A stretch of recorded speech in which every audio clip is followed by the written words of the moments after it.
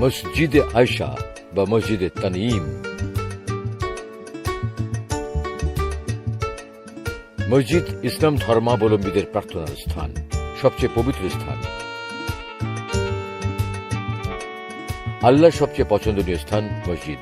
প্রায় সকল মসজিদ তৈরির পেছনে রয়েছে বিভিন্ন ঐতিহাসিক পটভূমি।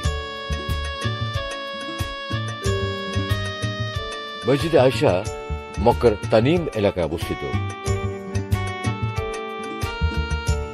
হেরেমের বাইরে এটি মক্কা থেকে সর্বাধিক নিকটবর্তী স্থান।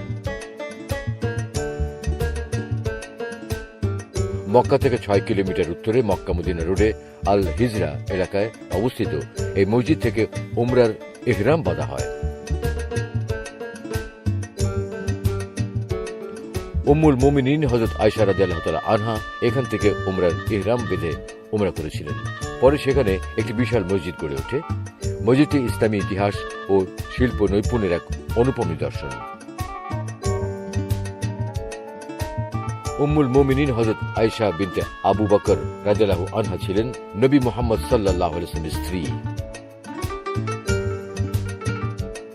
ইসলামের ঐতিহ্য অনুসারে তাকে উম্মুল মুমিনিন বা বিশ্ববাসীদের মাতা হিসেবে আখ্যায়িত করা হয়।